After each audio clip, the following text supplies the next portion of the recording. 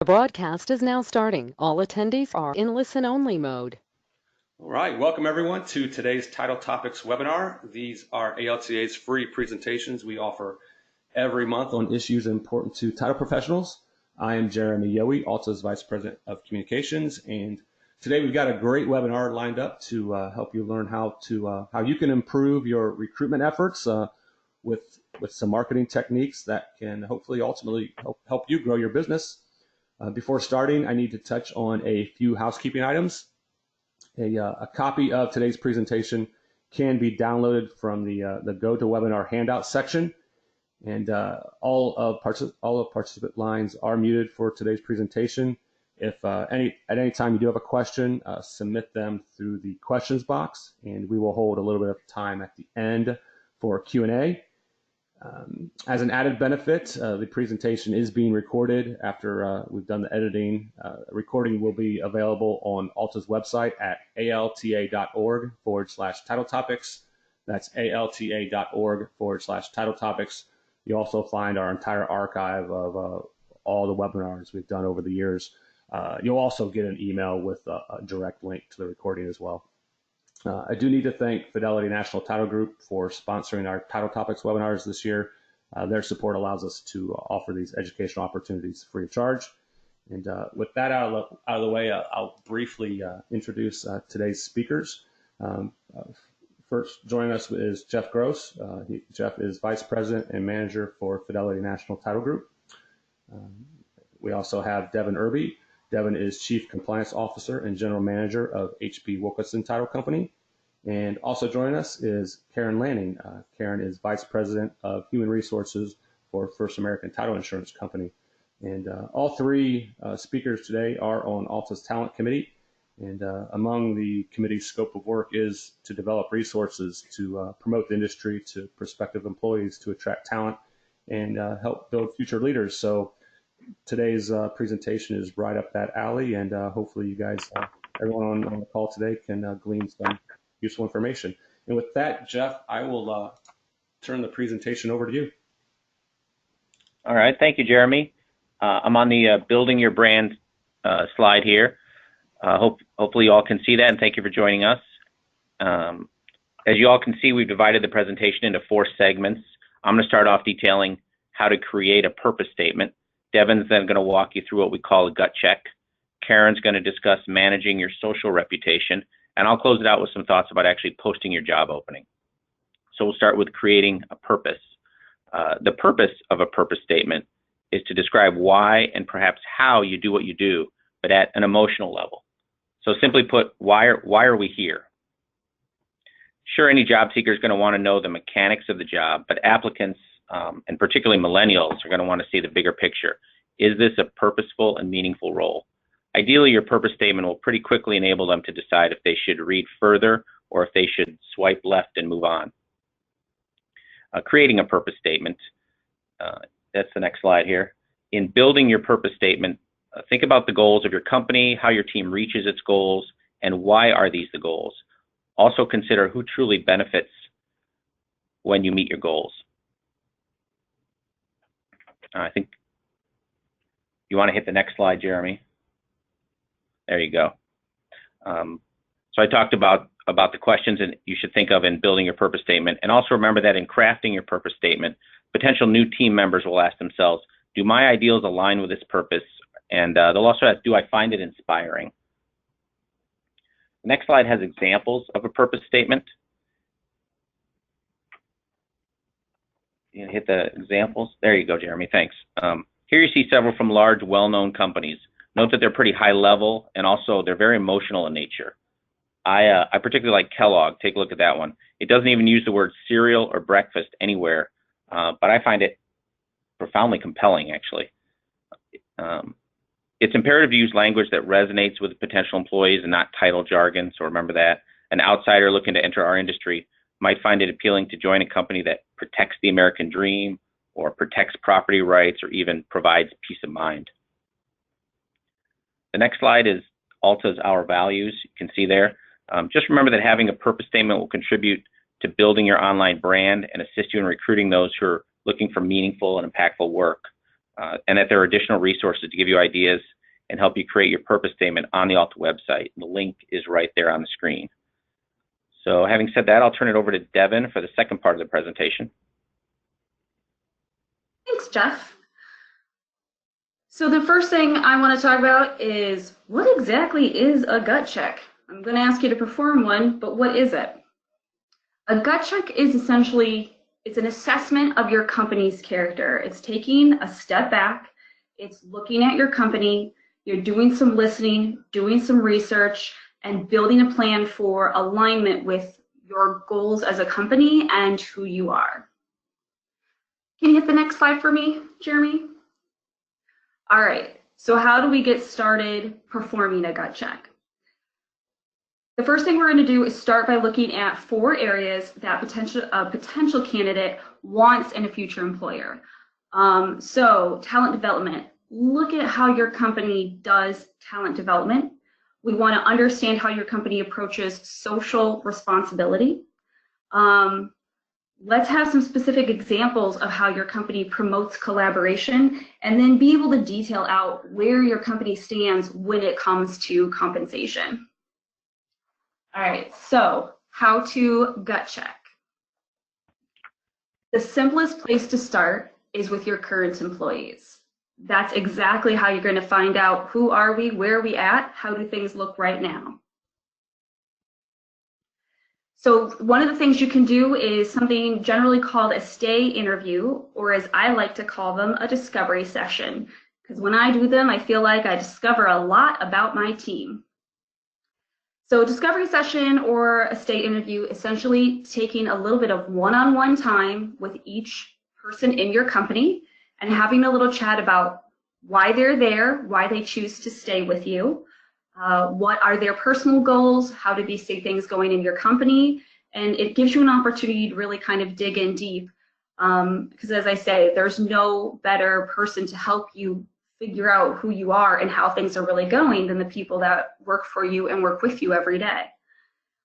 If you're not super keen on sitting down with somebody face to face, which not everybody is very comfortable with, you can also go with a slightly different version, just doing the good old-fashioned anonymous survey. That's a really simple way to get this information. If you're with a larger company, it's possible that you work with an HR company that may be able to provide you with some surveying tools. If you're a smaller company or you aren't working with an HR company, something as simple as SurveyMonkey, there's some other places out there online, or just good old-fashioned paper and pen, just giving people an opportunity to fill you in on what they feel like is happening within your company and who you are. And then after that, you get to speak to your employees, and you assess, take their opinions, take everything you've learned, and assess the programs that your company offers. So let's get into each of those topics. The first one, talent development.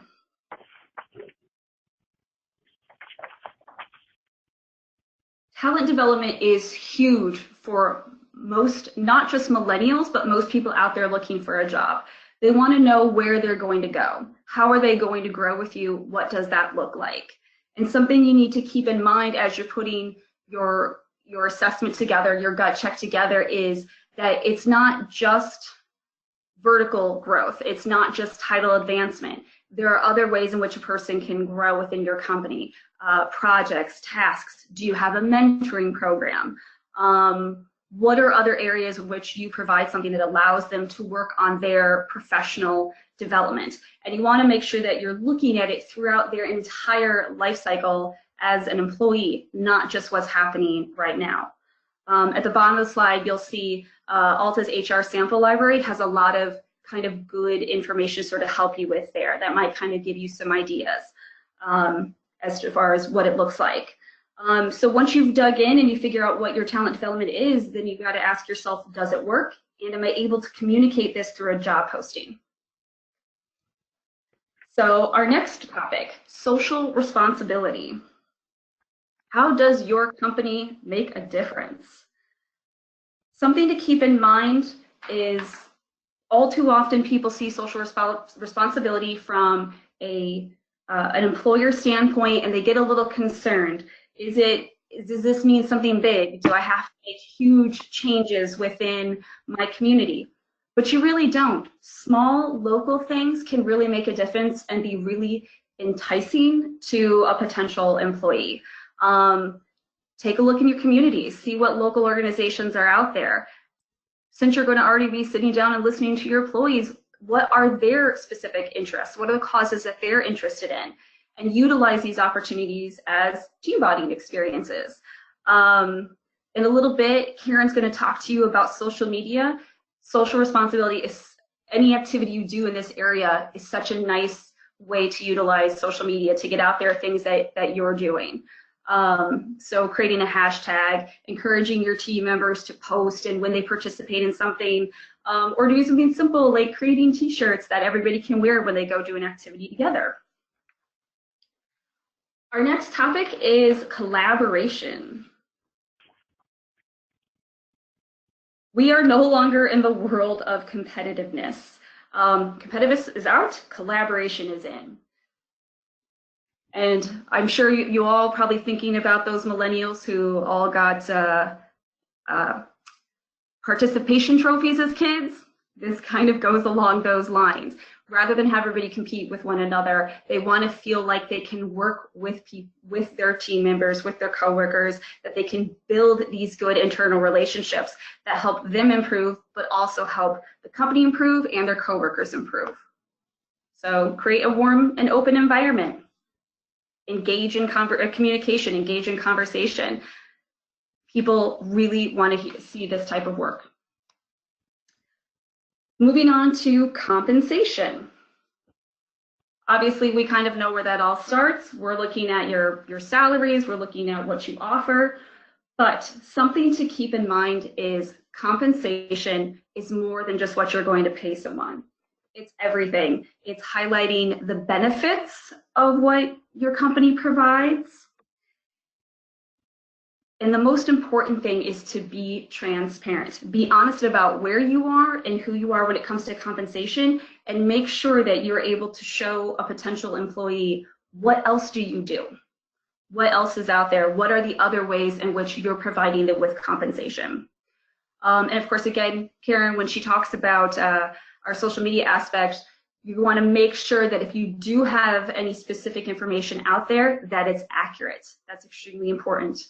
Make sure that whatever you have going on, it's accurate when it's out there. Last topic under your gut check is your culture. Culture, culture, culture. I love this slide. Creating a positive culture is one of the most important things that you can do as an organization. In fact, I'll say it again because I think it's that important. Creating a positive culture is one of the most important things that you can do as an organization. This is going to be one of the #1 ways to get somebody interested in your company. People want to know that when they go to work every day, they're going to a good environment that promotes positive things and is a place where they can feel comfortable, happy, and where they can work on their professional development in a positive way.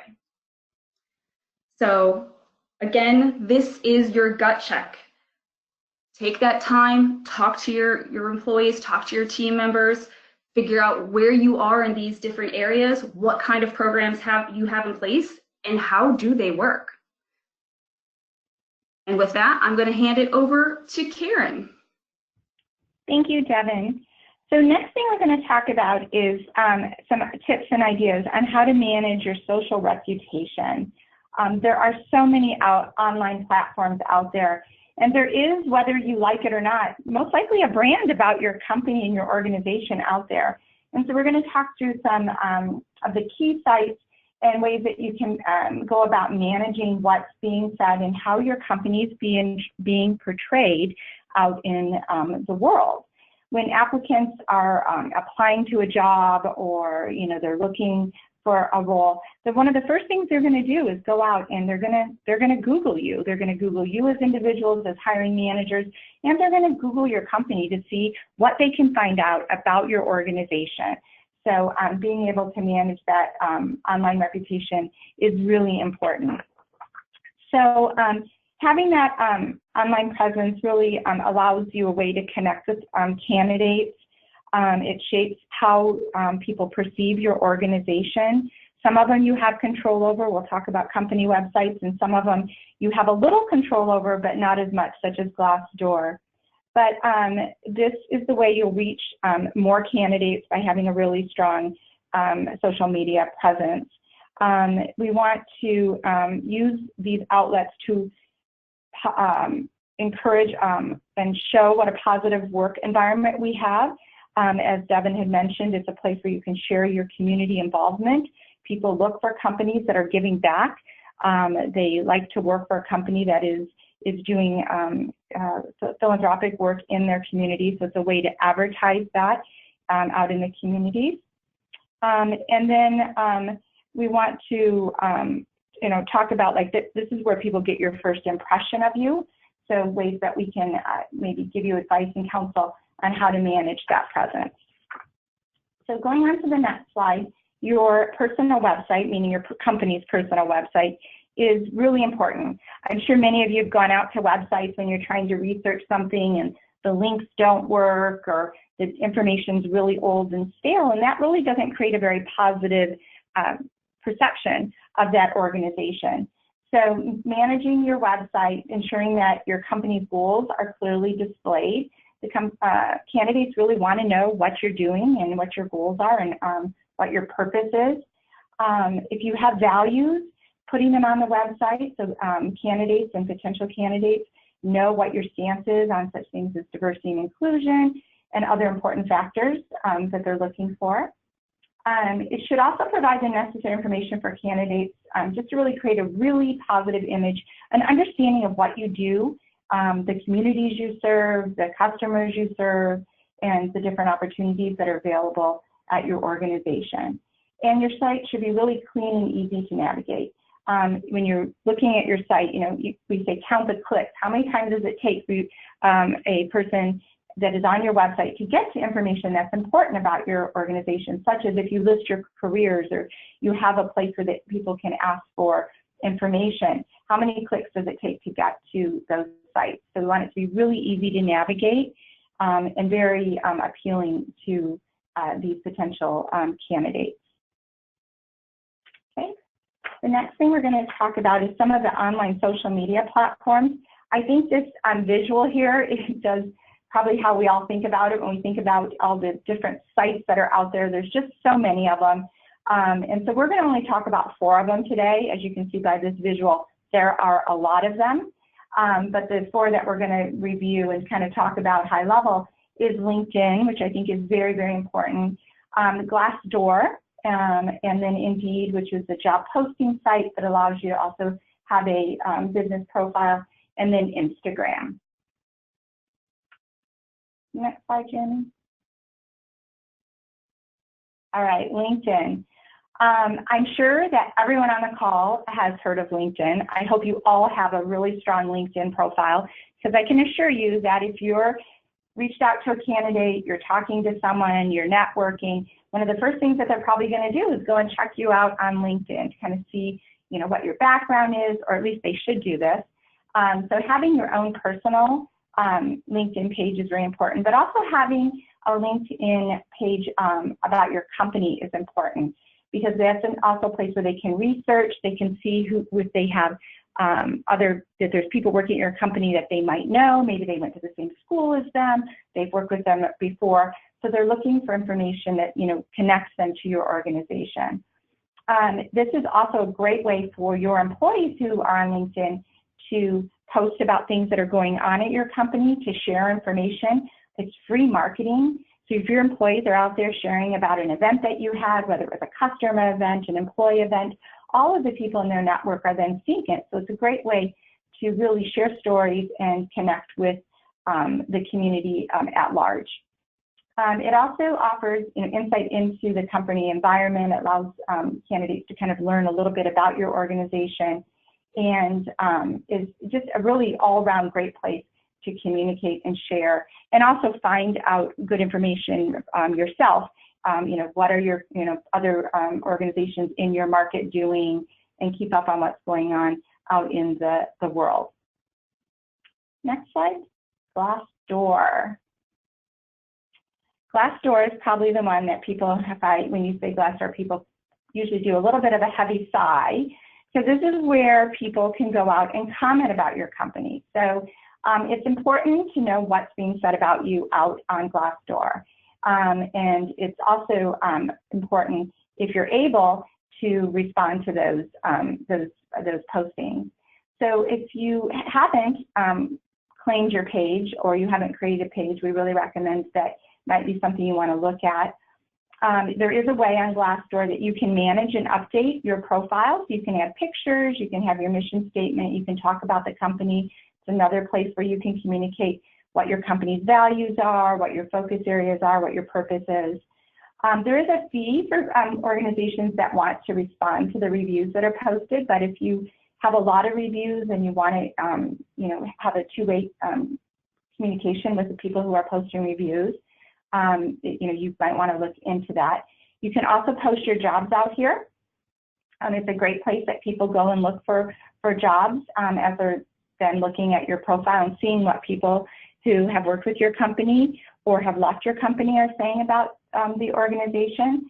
And then one thing that we really think is important is, if you do have a Glassdoor page, is to encourage your current employees to create reviews. And the people that are currently working for you and are engaged and happy, it's really great when they go out and talk about what a great place it is to work, and what they enjoy about their roles. I know one of the things that we do is we encourage all of our new hires about 30 days in to go in and write a review on Glassdoor and talk about the experience they had in joining our organization. So it's really nice not just to have people who have left, and maybe not left under the most pleasant of circumstances, posting about you on Glassdoor, but the people that are currently with you and the people that have recently joined your organization. The next site is Indeed. This has really become the place to post jobs. It's typically the first place that candidates search. If you go out onto the internet and you type in job search, Indeed will come up most likely, if not at the top, very close to the top. So organizations are also able to create and claim their own page and have an informational page about their organization on Indeed, in addition to posting their jobs there. So it's really important that your page be appealing. Again, some things that you have on your website, and the other, make sure that there's consistency. If you have videos of your employees at events, or customer events, or at maybe employee appreciation type events, post those out there so people can really get a feel for what it's like to work at your organization. You can write information about your company here, talk about the size, what your market is, and so forth. And then it's really important that when you do post the job posting, that you make them interesting and make them something that people want to read.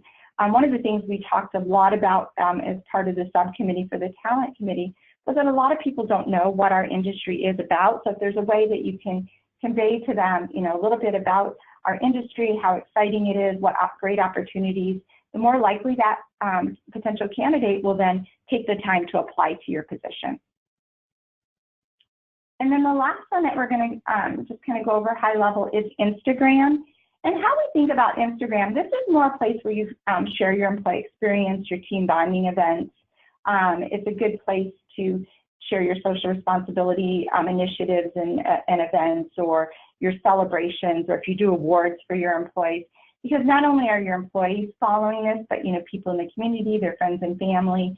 So it's a great way it's free advertisement about what you're doing in your organization, in your community, in your customer community. Our advice here is to make sure that you do post consistently and make it relevant and engaging, and encourage people to post and so forth. But Instagram can be a really great free way to kind of get some good publicity out there about your organization, gain a following, make people aware of what you do and who you are, and the things that you do beyond the day-to-day work that we all do, but what we're doing as employers and what our employees are doing as citizens in their local areas. And then I'm going to pass it back to Jeff, who's going to talk a little bit about posting the job, how you put it all together. Awesome. Thank you, Karen. Okay, so now we're putting it all together by posting the job. Want to hit the next slide, Jeremy? You'll need to craft a posting that builds excitement so they keep reading. Your opening paragraph is going to be your sales pitch or your hook. Remember, since we're focusing on attracting talent from outside of our industry, you can treat their lack of understanding about what a title company does as an opportunity to convince them that we provide a very meaningful and impactful service, not only to our customers, but also to our community and society. That's the type of thing you're looking for. Also, another benefit you may want to consider posting is in working here, they will gain practical knowledge from the real estate transaction process, which may serve them well personally in the future. And I'll add of crucial importance, emphasize that your company culture is a great place to learn and grow. We all know how hard it is when we're just starting out in the industry, so you really have to brag, take this opportunity to brag about how you'll focus on their professional growth by proactively engaging a new employee in formal training and education opportunities. Maybe your company offers mentorship programs or informal buddy systems, any other type of professional development opportunities you can think of, you want to make sure you include in here. You can also note, I'd also say note that the ALTA website contains sample job descriptions and ads that you can use as a template, and then you can just take that and customize it for your particular position. Next slide is where to post. These are the primary sites that people go to learn about companies that are actively hiring. I'm sure you're already familiar with some, and Karen discussed a couple of them up there as well. Note that if you join the ALTA LinkedIn group and post there, it'll be seen by other members of that group, presumably all 10,000 or so of which are already working in the title industry in some capacity. The other sites will all be accessed by job seekers outside of our industry. I'll add a couple tips to this slide. Ask your staff to participate in the hiring process by sharing your ads on their social media sites. Karen mentioned the same thing as far as Instagram and including hashtags and things like that to make sure this gets spread to as wide of audience as possible. Also, it's really important, you need to ask around and do some research to determine the best local networks, job boards, or local colleges that may be good sources for recruiting talented new employees in your community. These on the website are more national. Everyone's got different local options available to them, so you got to do some research. Then the final slide is just some things to remember here, some takeaways. It's really important to be straightforward about who you are and what your purpose is. Your online reputation, as Karen just talked about, is crucial, so monitor it frequently and be sure to keep it current. Lastly, think really closely about who you want to hire. What would appeal to that person? Where would that person look for a job? And what does he or she really value? If you already have some superstars in your office that you'd like to clone, you should be picking their brains for answers to these questions. That's what I have, and with that, we'll conclude the presentation, but we're happy to try and answer some questions. Jeremy, do you have some, have you been Jeff, tagging the questions as they come in? Yeah, thanks everyone. Great information on what companies can be doing to market and market to prospective employees and try and get new talent into the pipeline. Just as a reminder, if you do have any questions, submit them to the questions box, and we'll pitch them over to the speakers. We do have one just came in. Amy says recently saw an ALTA email, so but I guess I got to remember what email I sent. So that women make up 70% of the industry. Do you have other industry stats like gender breakdown in leadership roles or other demographics? What I remember is that is Bureau BLS data, and it pretty much only breaks it down by gender. I don't remember seeing leadership roles. You probably can break it down by state, but you're not going to get break it down the stat wise as far as company makeup. I don't know if any of the speakers have any color on that. No, I'm not aware of where. Yeah, I'm not aware where that information would be available, Jeremy. All right, and Ange wanted to know when this will be rebroadcast. We'll have you'll get an email with a link to the recording tomorrow, and all of our webinars are posted on the ALTA website at alta.org/title topics. So far, I haven't had any other questions. No one has any staffing issues. Everyone is good to go. They're all busy checking Glassdoor. Yeah, I have never checked out Glassdoor, so I don't know much about it. Here's a question actually about Glassdoor. Can you advise exactly how to make a connection for help with Glassdoor? Savannah says all previous attempts were hell. So I assume they're meaning to get in contact with somebody at Glassdoor to talk about their site or something. I know we have a contact that we work with here, so we haven't had that challenge. It's not me personally, but I could find out if that person wanted to just ping me. I could probably help them. Yes, Savannah. So there's Karen's email there on that last slide. Karen, so, yeah. Yeah, if you want to reach out to her and see if she can connect. I'm happy. Yeah, Jeremy, I'm happy to try to help on that one if I can. At least, Okay. I know we've had some success there. So, but sometimes I know those organizations can be a little tricky. Okay. All right. Savannah said thank you. So expect her email.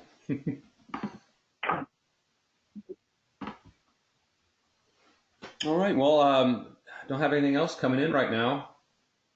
Again, take advantage of the resources that the speakers talked about in the slide deck.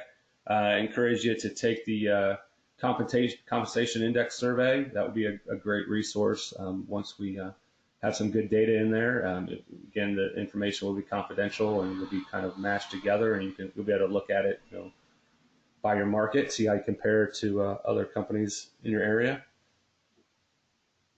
I guess with that, no more questions. Again, as a reminder, if you missed parts of today's webinar, you think others in your office would benefit from listening, we will have the recording available tomorrow, alta.org/title topics. A little promo for next month.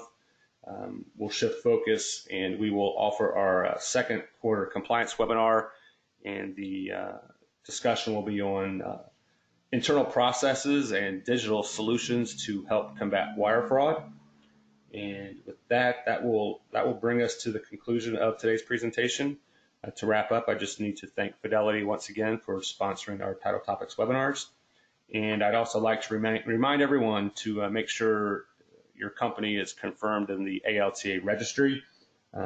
Being an ALTA member or a Policy Forms license holder does not mean your company is in the registry. So I encourage you to go to alta.org/registry for more info and to get confirmed. Again, thank you to the speakers for sharing their insight on building their talent brand. So thank you, everyone.